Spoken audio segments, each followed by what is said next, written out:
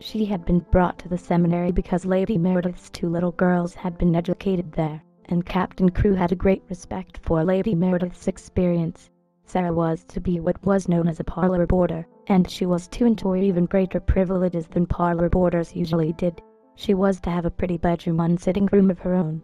She was to have a pony and a carriage, and a maid to take the place of the ayah who had been her nurse in India. "I am not in the least anxious about her education," Captain Crewe said, with his gay laugh, as he held Sarah's hand and patted it. "The difficulty will be to keep her from learning too fast and too much. She is always sitting with her little nose burrowing into books. She doesn't treat them, Miss Minchin. She gobbles them up as if she were a little wolf instead of a little girl. She is always starving for new books to gobble, and she wants grown-up books, great, big, fat ones, French and German as well as English, history and biography and poets, and all sorts of things. Drag her away from her books when she reads too much. Make her ride her pony in the road or go out and buy a new doll. She ought to play more with dolls." "Papa," said Sarah, "you see, if I went out and bought a new doll every few days I should have more than I could be fond of. Dolls ought to be intimate friends. Emily is going to be my intimate friend." Captain Crewe looked at Miss Minchin and Miss Minchin looked at Captain Crewe. "Who is Emily?" she inquired. "Tell her, Sarah," Captain Crewe said, smiling. Sarah's green-grey eyes looked very solemn and quite soft as she answered. "She is a doll I haven't got yet," she said. "She is a doll Papa is going to buy for me. We are going out together to find her. I have called her Emily. She is going to be my friend when Papa is gone. I want her to talk to about him." Miss Minchin's large, fishy smile became very flattering indeed. "What an original child," she said. "What a darling little creature."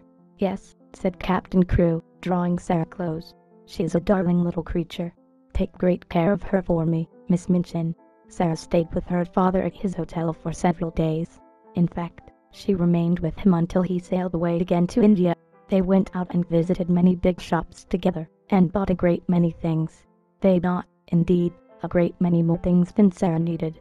But Captain Crewe was a rash, innocent young man and wanted his little girl to have everything she admired and everything he admired himself. So between them they collected a wardrobe much too grand for a child of 7.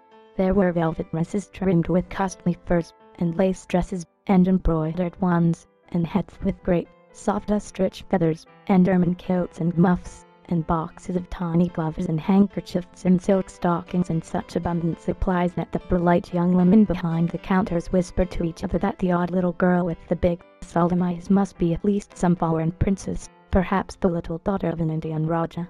And at last they found Emily, but they went to a number of toy shops and looked at a great many dolls before they discovered her. "I want her to look as if she wasn't a doll really," Sarah said. "I want her to look as if she listens when I talk to her. The trouble with dolls, Papa," and she put her head on one side and reflected as she said idly, "the trouble with dolls is that they never seem to hear. So they looked at big ones and little ones, at dolls with black eyes and dolls with blue, at dolls with brown curls and dolls with golden braids, dolls dressed and dolls undressed. You see," Sarah said when they were examining one who had no clothes, "if, when I find her, she has no frocks, we can't take her to a dressmaker and have her things made to fit.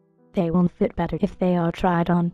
After a number of disappointments they decided to walk and look in at the shop windows and let the cab follow them. They had passed 2 or 3 places without even going in, when, as they were approaching a shop which was really not a very large one, Sarah suddenly started and clutched her father's arm. "Oh, Papa," she cried, "there's Emily." But flush had risen to her face and there was an expression in her green-grey eyes as if she had just recognized someone she was intimate with and fond of. "She is actually waiting there for us," she said. "Let us go into her." "Dear me," said Captain Crewe, "I feel as if we ought to have someone to introduce us." "You must introduce me and I will introduce you," said Sarah. "That I knew her the minute I saw her, so perhaps she knew me, too. Perhaps she had known her." She had certainly a very intelligent expression in her eyes when Sarah took her in her arms. She was a large doll, but not too large to carry about easily. She had naturally curling golden brown hair, which hung like a mantle about her, and her eyes were deep, clear, grey blue, with soft, thick eyelashes which were real eyelashes and not mere painted lines. "Of course," said Sarah, looking into her face as she held her on her knee. "Of course, Papa," "This is Emily." So Emily was bought and actually taken to a children's outfitter's shop and measured for a wardrobe as grand as Sarah's own. She had lace frocks, too, and velvet and muslin ones, and hats and coats and beautiful lace-trimmed underclothes, and gloves and handkerchiefs and furs. "I should like her always to look as if she was a child with a good mother," said Sarah. "I'm her mother, though I am going to make a companion of hers." Captain Crewe would really have enjoyed the shopping tremendously, but that a sad thought kept tugging at his heart. This all meant that he was going to be separated from his beloved, quaint little comrade. He got out of his bed in the middle of that night and went and stood looking down at Sarah, who lay asleep with Emily in her arms. Her black hair was spread out on the pillow and Emily's golden brown hair mingled with it. Both of them had lace-ruffled nightgowns, and both had long eyelashes which lay and curled up on their cheeks. Emily looked so like a real child that Captain Crewe felt glad she was there. He drew a big sigh and pulled his mustache with a boyish expression. "Hi-ho, little Sarah," he said to himself. "I don't believe you know how much your daddy will miss you." The next day he took her to Miss Minchin's and left her there. He was to sail away the next morning. He explained to Miss Minchin that his solicitors, Messrs. Barrow and Skipworth, had charge of his affairs in England and would give her any advice she wanted, and that they would pay the bills she sent him for Sarah's expenses. He would write to Sarah twice a week, and she was to be given every pleasure she asked for. "She is a sensible little thing, and she never wants anything it isn't safe to give her," he said.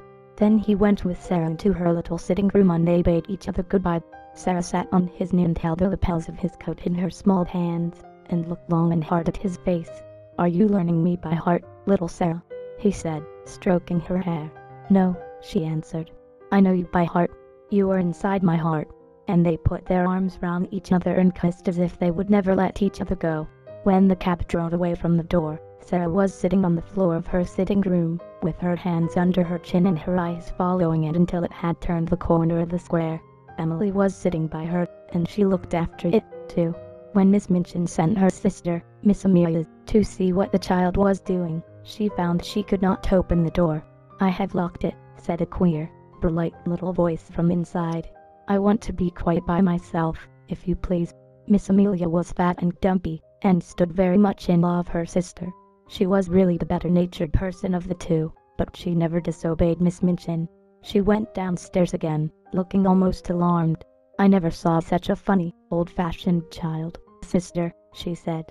"She has locked herself in, and she is not making the least particle of noise. It is much better than if she kicked and screamed, as some of them do," Miss Minchin answered. "I expected that a child as much spoiled as she is would set the whole house in an uproar. If ever a child was given her own way in everything, she is." "I've been opening her trunks and putting her things away," said Miss Amelia. "I never saw anything like them, sable and ermine on her coats, and real Valenciennes and lace on her underclothing. You have seen some of her clothes. What do you think of them?" "I think they are perfectly ridiculous," replied Miss Minchin, sharply. "But they will look very well at the head of the line when we take the school children to church on Sunday. She has been provided for as if she were a little princess." And upstairs in the locked room Sarah and Emily sat on the floor and stared at the corner around which the cab had disappeared, while Captain Crewe looked backward, waving and kissing his hand as if he could not bear to stop.